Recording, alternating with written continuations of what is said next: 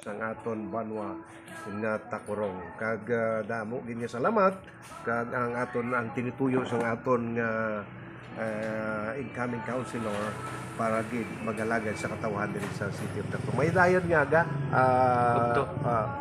City Councilor. Okay, mayong aga man sa inyo. Salamat gid sa time nga ginhatag ninyo subong nga aga. So bilang aspirant candidate sa aton nga syudad sang Tacorong, so ang akon lang gid nga tubong dira is hindi lang gid para lang sa barangay ko mag-alagad sa akon barangay kundi sa 20 ka barangay nga may hatag ko ang makaya ko nga serbisyo sa katawhan sang syudad sang Tacorong. Lalo na gid subong kay ang akon nga committee is barangay affairs. So sa barangay affairs hindi man ko gusto nga may pinilian nga barangay kundi tanan nga barangay is maging patas ang pagtratar sa ila nga wala sang pinilian, wala sang mabilin nga barangay kay kada barangay abi may ana kita pundo nga 3 milyon nga ginhatag sang aton nga city government. So dira magamay man nga barangay o dako at least makalahabol sa dagko nga barangay atong gagmay nga budget nga maka-implement sang project sa kanya nga barangay. Incoming councilor ti balan naton nga medyo dakon ang Tacorong kag damo na gid ang aton mga prutas kag mga gadayo diri nga bolantero kag isa sa nabatian ko ang imo nga ginakuan ano ang imo nga matag sa aton katawan about sining environment kay damo sa mga ambulance nga vendors ano ang imo nga maambal sa aton katawan. Actually, may ara naman kita nga ginatawag nga gina-implement ginaton lalo na sa SGLG naton subong, gina-implement gid nga dapat sundod gid sa katag-satag sa kabarangay atong aton mga MRF, ang atong mga basura nga dapat maging pamembro kita sa Sinro para ang aton basura matipon nga hindi maglapta. Kay actually ako kay bilang committee ko sa environment nagtakadto ako didto sa Kalian dito sa aton nga bagsakan sa mga basura nakita ko didto nga kung baga is dito na ginbilog buo na ang aton mga basura dito. So ay nakita sang rason nga maglapta pa ang basura naton sa tagsa-tagsa naton ka barangay. Kung ikaw gid man ang pilion sang katawan sang aton nga city sang Tacorong kay medyo dako-dako na ni 20 barangay. Kung may mga violator nga aton mga official man kag mga katawan o mga vendors ano ang dapat ang ilang mga imo nga implementation about sa aton nga banwa. Actually sa pag-abot dira abi sa environment naton may ara nakita sinang ordinansa sa mga previous ordinansa. May mga ordinansa nakita sina sa mga previous naton nga mga city officials. Very good. May ara nakita sinang ordinansa. Kung baga ang ordinansa nga ginhimo sa aton syudad i-adapt lang na sang kanya-kanya kada barangay naton nga ma-implement Manila ang amo ng ordinansa nga ginhimo sa aton nga previous mga officials sa city. Balan man naton nga isa ka sang ginapili sang katawan nga bilang kuan kay ikaw man ang amay sining barangay ngayon nga barangay chairman nga damo kay nabulig sang naglinong ang aton nga tina kag nagnami ang aton pisan order kag isa ka sa napili sang mga katawan diri kung ikaw ang gidang pilion sang katawan sang city councilor makaya mo kaya nga hindi lang sa imo nga barangay kay 20 barangay ang aton city kay dako na gidang Tacorong para mabatian sang aton katawan incoming councilor.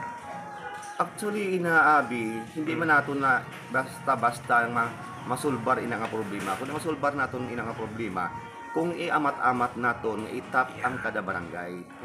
Hindi lang gid nga hambalo naton nga magpalaron kita nga magpungko kag amo ina ang committee nga ihatag sa aton, hindi nga on the spot naton masolve na ang problema, kundi ang aton lang isda nga itap naton ang kada barangay may representative sila para kung ano ang dapat himuon. Hindi nga mahambalon nga leader ako ang magdesisyon kundi ilang nga desisyon ang dapat naton anay pamatian kung ano mang suggestion nila bago naton implement ang gusto nila.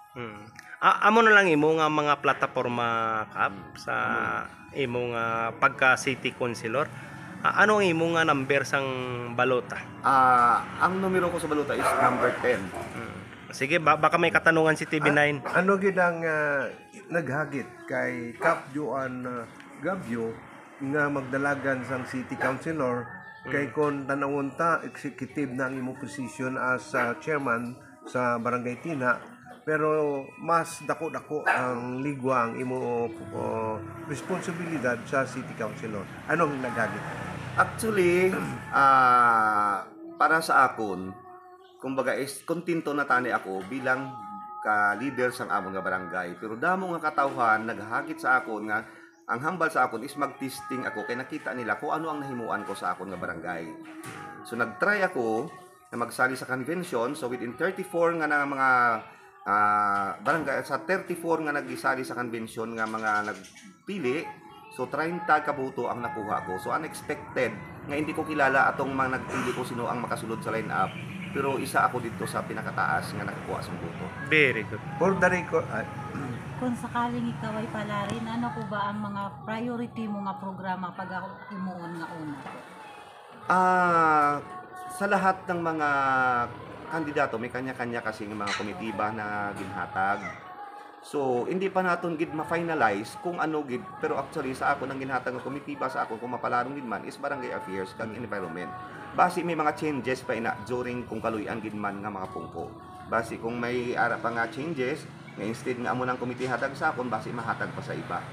So, hindi pa ako makapromise kung ano gid ang kuan gid nga ihatag sa akon subong.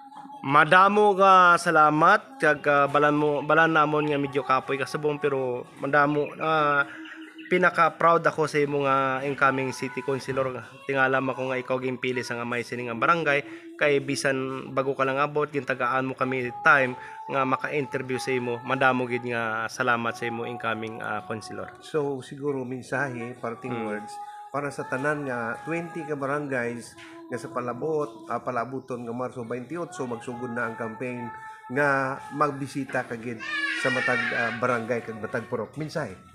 Incoming councilor. So, sa tanan nga katawhan sa siyudad sang Tacorong, ang akon lang gid mahatag ang mensahe sa aton, maging alerto kita, maging wais kita, panindugan naton ang aton prinsipyo para sa aton palabuton nga eleksyon, nga maging tuloy-tuloy na ang pagprogreso sang aton nga syudad tungod sa ilang nga mga prinsipyo nga ginapanindugan. Kamo ang may karapatan, kamo ang may dapat pili kung sino ang inyo nga ibutang maging leader sa atong nga syudad. So amo lang ina, madamo gid salamat. Congratulations.